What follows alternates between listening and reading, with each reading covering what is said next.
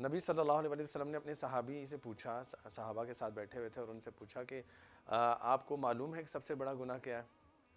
تو انہوں نے، اور میں آپ کو بتا نہ دوں کہ سب سے بڑا گناہ کیا ہے؟ تو نبی کریم صلی اللہ علیہ وسلم سے صحابہ نے کہا آپ ہمیں بتائیں کہ سب سے بڑا گناہ کیا ہے؟ تو آپ کو ایک بات بتاؤں، سب سے بڑا گناہ اللہ کے حقوق میں شرک ہے۔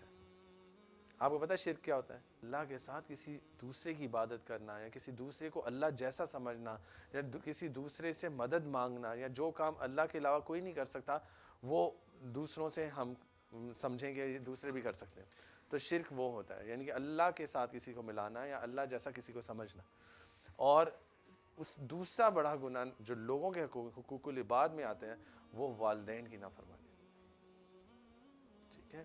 یہ دونوں گناہ سب سے بڑے گناہ ہیں۔ حدیث کی روح سے، بخاری کی حدیث ہے کہ جو شخص اللہ کے ساتھ کسی کو شریک کرے اور والدین کی نافرمانی کرے، تو بیٹا یہ دونوں گناہ بہت بڑے گناہ ہیں، آپ لوگ ان سے بچیں اور اللہ تعالیٰ سے دعا کیا کریں۔ اور آپ لوگوں کو پتہ ہونا چاہیے کہ اللہ کے علاوہ کوئی بڑا نہیں ہے، اللہ ہی سب کی مدد کرنے والا ہے، اللہ ہی ہمیں سب کچھ دیتا ہے، ٹھیک ہے؟ اور والدین ہمارے لیے سب سے زیادہ رسپیکٹیبل ہمارے والدین ہیں۔